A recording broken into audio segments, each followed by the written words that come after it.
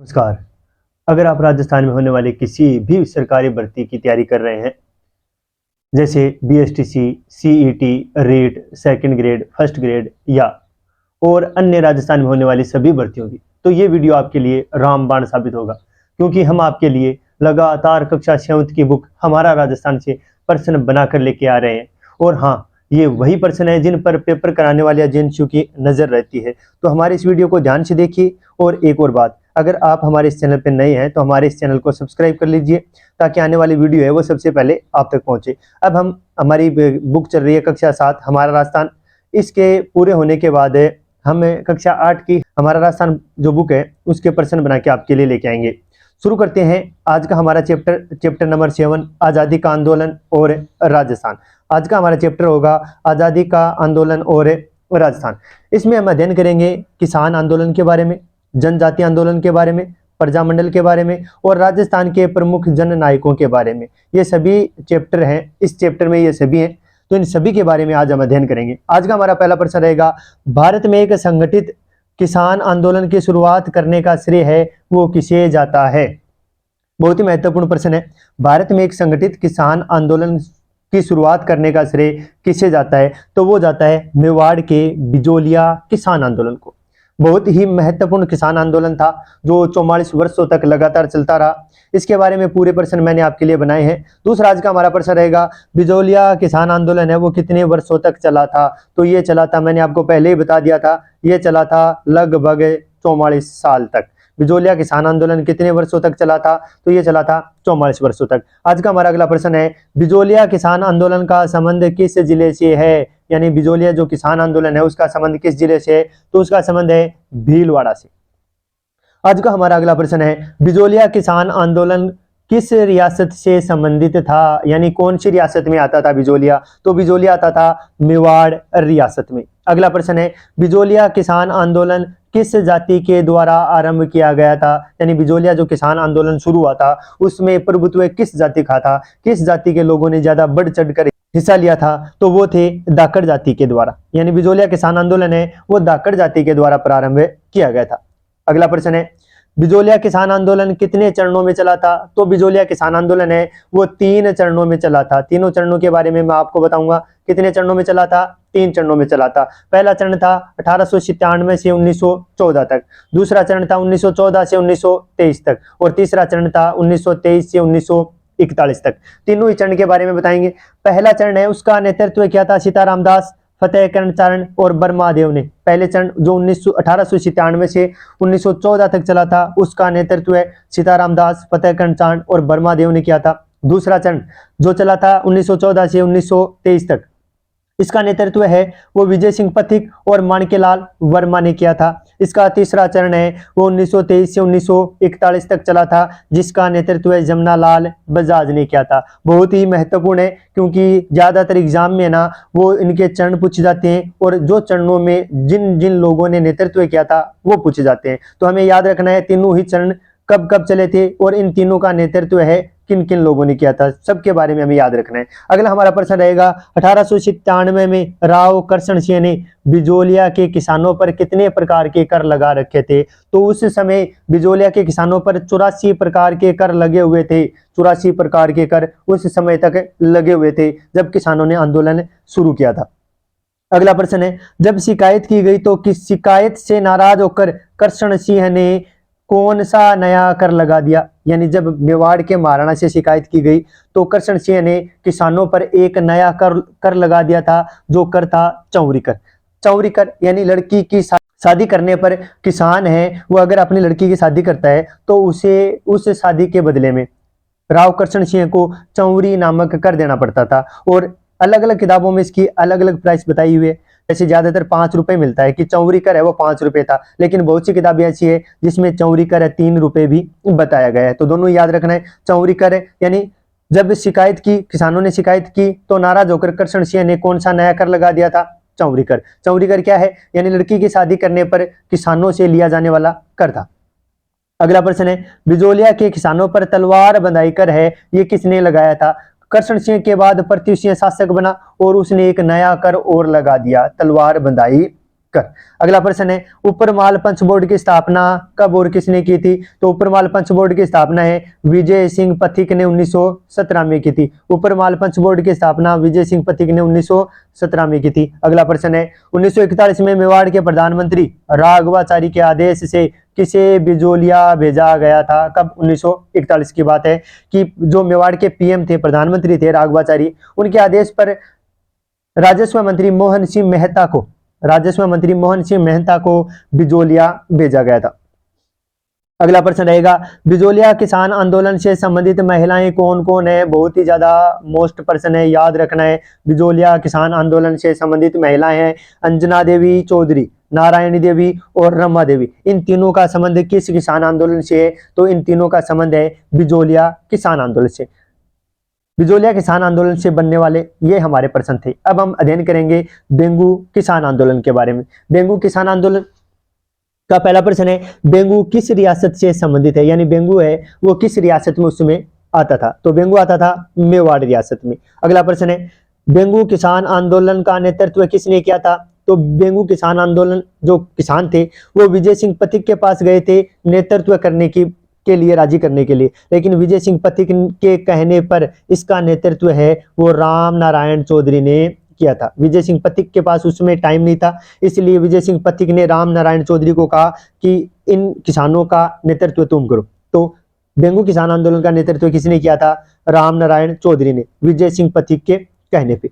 अगला प्रश्न है, ट्रेंच आयोग का संबंध किस आंदोलन से है? तो ट्रेंच आयोग का संबंध है वो बेंगू किसान आंदोलन से। बहुत ही महत्वपूर्ण प्रश्न है, ट्रेंच आयोग का संबंध किस किसान आंदोलन से है? बेंगू किसान आंदोलन से। अगला प्रश्न है, ट्रेंच कमीशन ने कहां के किसानों पर गोलियां चलाने का आदेश दिया? तो जो गोविंदपुरा में सब किसान एकत्रित हुए थे वहां पर गोलियां चलाने का आदेश ट्रेंच कमिश्नर ने दिया था। अगला हमारा प्रश्न रहेगा, रूपाजी करपाजी का संबंध किस किसान आंदोलन से है? तो रूपाजी करपाजी का संबंध बेंगू किसान आंदोलन से। बहुत ही महत्वपूर्ण प्रश्न है, बहुत सी बार परीक्षा में पूछा जा चुका है। रूपाजी करपाजी का संबंध किस किसान आंदोलन से है? तो वो है बेंगू किसान आंदोलन से। अगला प्रश्न है, बेंगू किसानों की 53 में से कितनी लागतें समाप्त की गई? तो 53 में से 34 लागतें हैं उन्हें समाप्त कर दिया गया। अगला आज का हमारा प्रश्न रहेगा बूंदी किसान आंदोलन के बारे में। बूंदी किसान आंदोलन कब हुआ, किसके नेतृत्व में प्रारंभ हुआ? तो बूंदी किसान आंदोलन है 1926 में प्रारंभ हुआ, नेनूराम, राम नारायण चौधरी और हरिभाई किंकर के नेतृत्व में। अगला हमारा प्रश्न है, नानक भील का संबंध किस किसान आंदोलन से है? तो नानक भील का संबंध बूंदी किसान आंदोलन से। दोनों ही याद रखने, रूपाजी और कृपाजी का संबंध बेंगू किसान आंदोलन से, जबकि नानक भील का संबंध है वो बूंदी किसान आंदोलन से है। अब हम अध्ययन करेंगे अलवर किसान आंदोलन के बारे में। अलवर किसान आंदोलन। अगला प्रश्न है, अलवर किसान आंदोलन का मुख्य कारण क्या था? अलवर में जो किसान आंदोलन हुआ था उसका मुख्य कारण था जंगली सुअर। क्यों? क्योंकि वहां के राजा महाराजा ने क्या किया था कि जंगली सुअरों को मारने की इजाजत नहीं दे रखी थी, और ये क्या करते थे कि किसानों की जो खड़ी फसल होती थी उसे बर्बाद कर देते थे, इसलिए किसानों ने आंदोलन शुरू किया। तो अगला प्रश्न रहेगा, अलवर किसान आंदोलन कब प्रारंभ हुआ? अलवर किसान आंदोलन प्रारंभ हुआ था 1921 में। अगला प्रश्न है, अलवर किसान आंदोलन के समय अलवर के शासक कौन थे? राजा जय सिंह। अलवर किसान आंदोलन के समय अलवर के शासक महाराजा जय सिंह थे। अगला प्रश्न है, निमुचना का संबंध किस आंदोलन से? निमुचना का संबंध है अलवर किसान आंदोलन से। महात्मा गांधी ने किस घटना को राजस्थान का जलियांवाला बाग हत्याकांड का है? बहुत ही महत्वपूर्ण प्रश्न है। तो निमुचना में जो घटना हुई थी जहां पर कई किसानों, हजारों किसान मारे गए थे, इस घटना को महात्मा गांधी ने राजस्थान का जलियांवाला बाग हत्याकांड कहा है। अगला प्रश्न, अब हम अध्ययन करेंगे सीकर किसान आंदोलन के बारे में। अगला प्रश्न रहेगा, जयपुर राज्य का सबसे बड़ा ठिकाना कौन सा था? तो जयपुर राज्य का सबसे बड़ा ठिकाना सीकर का ही ठिकाना जयपुर राज्य का सबसे बड़ा ठिकाना था। अगला प्रश्न है, किस आंदोलन की चर्चा है वो लंदन के हाउस ऑफ कॉमन्स में हुई थी? लंदन के हाउस ऑफ कॉमन्स में किस किसान आंदोलन की चर्चा हुई थी? तो वो हुई थी सीकर किसान आंदोलन की। अगला प्रश्न है, सीकर किसान आंदोलन के प्रमुख नेता कौन थे? तो सीकर किसान आंदोलन के प्रमुख नेता हरलाल सिंह थे, नेतराम सिंह और पृथ्वी सिंह गोठड़ा। ये तीनों सीकर किसान आंदोलन से संबंधित है। सरदार हरलाल सिंह, नेतराम सिंह और पृथ्वी सिंह गोठड़ा, तीनों का संबंध किस किसान आंदोलन से? सीकर किसान आंदोलन से। अगला प्रश्न है, चिड़ावा में किसने सेवा समिति की स्थापना की? तो मास्टर कालीचरण ने चिड़ावा में सेवा समिति की स्थापना की थी। ये थे किसान आंदोलन से संबंधित बनने वाले प्रश्न। अब हम देखेंगे जनजाति आंदोलन। जनजाति आंदोलन में पहला है भील जनजाति आंदोलन के बारे में। तो इससे बनने वाला पहला प्रश्न है संत सभा की स्थापना किसने की थी? संत सभा की स्थापना है वो गोविंद गुरु ने की थी। अगला प्रश्न है 1913 में कहां पर आश्विन शुद्धि पूर्णिमा को संत सभा का अधिवेशन हो रहा था? तो वो हो रहा था मानगढ़ पहाड़ी पर। अगला प्रश्न है आदिवासी जातियों में दूसरे मसीहा किसे कहा जाता है? तो दूसरा मसीहा मोतीलाल तेजावत को कहा जाता है। आदिवासियों के दूसरे मसीहा कौन है? मोतीलाल तेजावत। आदिवासियों के दूसरे मसीहा मोतीलाल तेजावत। अगला प्रश्न है एक आंदोलन किसने चलाया था? तो एक आंदोलन चलाया था मोतीलाल तेजावत ने। अगला प्रश्न है किस किसान आंदोलन में 21 सूत्री मांग पत्र बनाया गया? तो 21 जो किसान आंदोलन है उसमें 21 सूत्री मांग है वो बनाया गया, जिसे मेवाड़ की पुकार भी कहते हैं। 21 सूत्री मांग पत्र और किस नाम से जाना जाता है? तो ये और जाना जाता है मेवाड़ की पुकार के नाम से। अगला प्रश्न है उदयपुर के महाराणा ने जो 21 मांग रखी थी उनमें से कितनी मान ली थी? तो उनमें से 18 किसानों की मांग है वो मान ली थी। अगला प्रश्न है देवल, डूंगरपुर, बांसवाड़ा में बिलों को संगठित करने का श्रेय किसे जाता है? तो भोगीलाल पांड्या और हरिदेव जोशी को संगठित करने का श्रेय जाता है। आगे हम पढ़ेंगे मीणा जनजाति आंदोलन के बारे में। मीणा जनजाति आंदोलन। मीणा जो चौकीदारी करने वाले मीणा थे वो चौकीदारी करने के बदले गांव वालों से क्या लिया करते थे? तो वो गांव वालों से चौथ लिया करते थे। चौकीदारी करने वाले मीणा है वो चौकीदारी करने के बदले गांव वालों से चौथ लिया करते थे। सरकार ने किस एक्ट के तहत 12 वर्ष से अधिक आयु के मीणा जाति के लोगों को प्रतिदिन समीप के थाने में उपस्थित होने के लिए पाबंद किया था? तो अंग्रेजी सरकार ने एक बहुत ही बुरा एक्ट बनाया था 1924 के क्रिमिनल ट्राइब्स एक्ट के तहत। जो 12 वर्ष से अधिक आयु के मीणा होते हैं उन सभी को समीप के थाने में उपस्थित होने के लिए पाबंद किया था। तो वो कानून था 1924 का क्रिमिनल ट्राइब्स एक्ट। अगला प्रश्न रहेगा क्रिमिनल ट्राइब्स एक्ट के या इसका दूसरा नाम है जराइम पेशा कानून कब समाप्त किया गया? तो ये समाप्त किया गया था देश आजाद होने के बाद 1952 में। यानी देश जब तक आजाद नहीं हुआ था ना तब तक ये कानून लगातार चलता रहा था। अगला प्रश्न है वो प्रजामंडल से संबंधित होगा।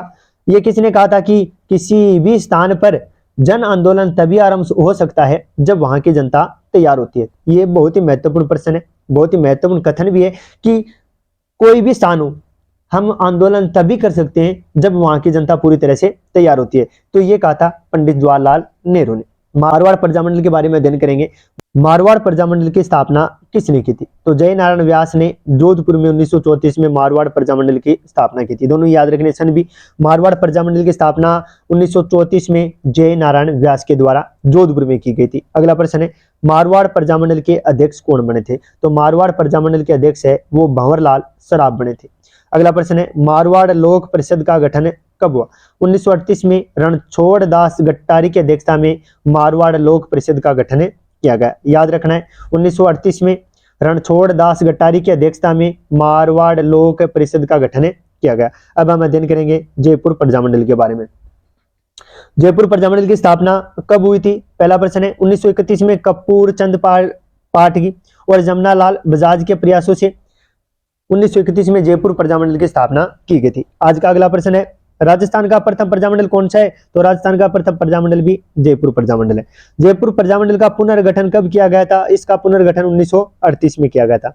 अगला प्रश्न रहेगा जयपुर प्रजामंडल का प्रथम अधिवेशन कब और किसकी अध्यक्षता में हुआ था? तो 1938 में इसका प्रथम अधिवेशन जमनालाल बजाज की अध्यक्षता में हुआ था। याद रखना है जयपुर प्रजामंडल का प्रथम अधिवेशन कब और किसकी अध्यक्षता में हुआ था? तो ये हुआ था 1938 में जमनालाल बजाज की अध्यक्षता में। अब हम पढ़ेंगे मेवाड़ प्रजामंडल के बारे में। मेवाड़ प्रजामंडल। मेवाड़ प्रजामंडल की स्थापना कब हुई थी? तो 24 अप्रैल 1938 को बलवंत सिंह मेहता की अध्यक्षता में मेवाड़ प्रजामंडल की स्थापना हुई थी। 24 अप्रैल 1938 को बलवंत सिंह मेहता की अध्यक्षता में मेवाड़ प्रजामंडल की स्थापना हुई। अगला प्रश्न है बीकानेर प्रजामंडल के बारे में। बीकानेर प्रजामंडल की स्थापना किसने की थी? तो 1936 में मेघाराम वैद्य ने और लक्ष्मण दास स्वामी ने बीकानेर प्रजामंडल की स्थापना की थी। अगला प्रश्न है बीकानेर प्रजामंडल का खुला अधिवेशन कब आयोजित हुआ था? तो 30 जून 1946 को बीकानेर प्रजामंडल का खुला अधिवेशन आयोजित हुआ था। अब हम अध्ययन करेंगे कोटा प्रजामंडल के बारे में। कोटा प्रजामंडल। कोटा प्रजामंडल की स्थापना किसने की थी? कोटा प्रजामंडल की स्थापना की थी नैनूराम शर्मा ने।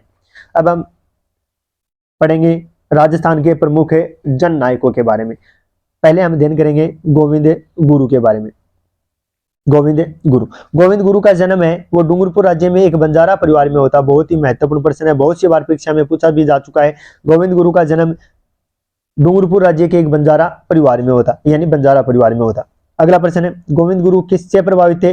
तो गोविंद गुरु दयानंद सरस्वती से बहुत ही ज्यादा प्रभावित थे। अगला प्रश्न है, गोविंद गुरु ने संत सभा की स्थापना कब की थी? 1903 में। गोविंद गुरु ने संत सभा की स्थापना कब की थी? 1903 में। अब हम अध्ययन करेंगे अर्जुन लाल सेठी के बारे में। अर्जुन लाल सेठी का जन्म कहां पर हुआ था? तो जयपुर में अर्जुन लाल सेठी का जन्म हुआ, और जयपुर में ही इन्होंने वर्धमान विद्यालय की स्थापना की थी, जहां पर क्रांतिकारियों को प्रशिक्षण दिया जाता था। वर्धमान विद्यालय की स्थापना किसने की थी? अर्जुन लाल सेठी ने, और यहीं पर क्रांतिकारियों को प्रशिक्षण भी दिया जाता था। अगला प्रश्न है, अर्जुन लाल सेठी कितनी भाषाओं के जानकार थे? तो वो 5 भाषाओं के जानकार थे। अंग्रेजी, पारसी, संस्कृत, अरबी और पाली, इन भाषाओं के जानकार थे। अगला प्रश्न है, राजस्थान में सशस्त्र विद्रोह का जिम्मा किसे सौंपा गया था? यानी पूरे देश के साथ राजस्थान में किसे सौंपा गया था? तो राजस्थान में सशस्त्र क्रांति का जिम्मा है वो अर्जुन लाल सेठी को सौंपा गया था। अब हम अध्ययन करेंगे केसरी सिंह बारट के बारे में। केसरी सिंह बारट, चेतावनी राचुंगटिया की रचना किसने की थी? तो चेतावनी राचुंगटिया की रचना की थी केसरी सिंह बारट ने। चेतावनी राचुंगटिया की रचना किसने की थी? केसरी सिंह बारट ने। अगला प्रश्न है, केसरी सिंह बारट ने चेतावनी राचुंगटिया किसके लिए लिखा था? तो मेवाड़ के शासक जो फतेह सिंह थे उनके लिए लिखा था, और उनके अंतरात्मा को जगाया था। अगला प्रश्न है, विजय सिंह पथिक का वास्तविक नाम क्या था? तो भूप सिंह। विजय सिंह पथिक का वास्तविक नाम भूप सिंह था। अगला प्रश्न है, विजय सिंह पथिक का जन्म कहां पर हुआ था? विजय सिंह पथिक का जन्म उत्तर प्रदेश के बुलंदशहर जिले में हुआ था। याद रखना है, विजय सिंह पथिक का जन्म उत्तर प्रदेश के बुलंदशहर में हुआ था। अगला प्रश्न है, राजस्थान सेवा संघ की स्थापना किसने की थी? 1919 में विजय सिंह पथिक ने राजस्थान सेवा संघ की स्थापना की थी। अगला प्रश्न है, सेठ दामोदर दास राठी का जन्म कहां पर हुआ था? तो सेठ दामोदर दास राठी का जन्म है वो हुआ था पोखरण मारवाड़ में। याद रखना है, दामोदर दास राठी का जन्म पोखरण मारवाड़ में हुआ था। अगला प्रश्न है, प्रथम महायुद्ध के दौरान रास बिहारी बोस और राजा महेंद्र प्रताप ने पूरे देश में क्रांति की योजना बनाई थी, और उसके लिए कौन सा दिन निश्चित किया गया था? प्रथम महायुद्ध के दौरान रास बिहारी बोस और महेंद्र प्रताप ने पूरे देश में एक क्रांति की योजना बनाई थी, और उसके लिए दिन निश्चित किया गया था कि इस दिन हम क्रांति करेंगे। वो दिन था 21 फरवरी 1915 का। बहुत ही महत्वपूर्ण प्रश्न है। प्रश्न देखिए, प्रथम महायुद्ध के दौरान रास बिहारी बोस और राजा महेंद्र प्रताप ने सारे देश में क्रांति की योजना बनाई थी, उसके लिए दिन निश्चित किया था 21 फरवरी 1915 को। अगला प्रश्न है, इसी योजना के तहत कौन सी, जो पूरे देश में प्रथम महायुद्ध के दौरान जो क्रांति करनी थी, इसी योजना के तहत राजस्थान के अजमेर और नसीराबाद की छावनी पर कब्जा करने की जिम्मेदारी किसे दी गई थी? तो ये दी गई थी हरवा के राव गोपाल सिंह और भूप सिंह को ये जिम्मेदारियां दी गई थी। अगला बहुत ही महत्वपूर्ण प्रश्न है, जो ये योजना बना रहे थे, इस योजना के लिए आर्थिक सहायता है वो सेठी जी ने उपलब्ध करवाई थी। यानी पूरे देश में क्रांति करने की जो योजना बनाई हुई थी 21 फरवरी 1915 को, इसके लिए राजस्थान में आर्थिक सहायता है वो सेठ दामोदर दास राठी ने उपलब्ध करवाई थी। अगला प्रश्न है, राठी जी ने ब्यावर में आर्य समाज की नींव कब रखी थी? तो 1921 में। राठी जी ने ब्यावर में आर्य समाज की नींव है वो कब रखी थी? 1921 में। अगला हमारा प्रश्न है, किस क्रांतिकारी को पकड़ने के लिए कोटा सरकार और बिहार सरकार ने बड़ा इनाम रखा था? तो वो थे ठाकुर जोरावर सिंह बारट। किस क्रांतिकारी को पकड़ने के लिए कोटा सरकार और बिहार सरकार ने बड़ा इनाम रखा था? तो वो थे जोरावर सिंह बारट। अगला प्रश्न है, जोरावर सिंह बारट की मृत्यु कब हुई थी? 1939 में जोरावर सिंह बारट की मृत्यु हुई। अगला प्रश्न है, कुंवर प्रताप सिंह किसके पुत्र थे? तो ये थे केसरी सिंह बारट के पुत्र थे। अगला प्रश्न है, कुंवर प्रताप सिंह को किसने धोखे से गिरफ्तार करवा दिया था? आसानाडा रेलवे स्टेशन के जो मास्टर थे ना, उसने कुंवर प्रताप सिंह को धोखे से अंग्रेजों के हाथों गिरफ्तार करवा दिया था। अगला प्रश्न है, कुंवर प्रताप सिंह को किस जेल में रखा गया था? तो उनको बरेली जेल में रखा गया था। अगला प्रश्न है, बरेली जेल में कुंवर प्रताप सिंह को यातना देने वाला अधिकारी कौन था? तो वो अधिकारी था सीआईडी के डायरेक्टर सर चार्ल्स क्लीवलैंड। यानी ये जो अधिकारी थे ना, उन्होंने बरेली जेल में कुंवर प्रताप सिंह को बहुत ज्यादा यातनाएं दी थी, और उन्हें यह भी कहा था अगर तुम तुम्हारे साथियों के नाम बता दोगे तो मैं तुम्हें आजादी मैं तुम्हें आज़ाद कर दूंगा, तुम्हारी माँ तुम्हारे लिए रोती है। तब कुंवर प्रताप सिंह ने एक बहुत ही अच्छी बात की थी। क्लीवलैंड से कहा था, मेरी माँ रोती है तो रोने दो, लेकिन मैं हजारों माताओं के रोने का कारण नहीं बन सकता था। ये है हमारे राजस्थान की धरती, धन्य है हम राजस्थानी हैं। आज के लिए इतना ही। रहिए आप हमारे इस चैनल से, और अगर आप नए हैं तो हमारे इस चैनल को सब्सक्राइब कर दीजिए।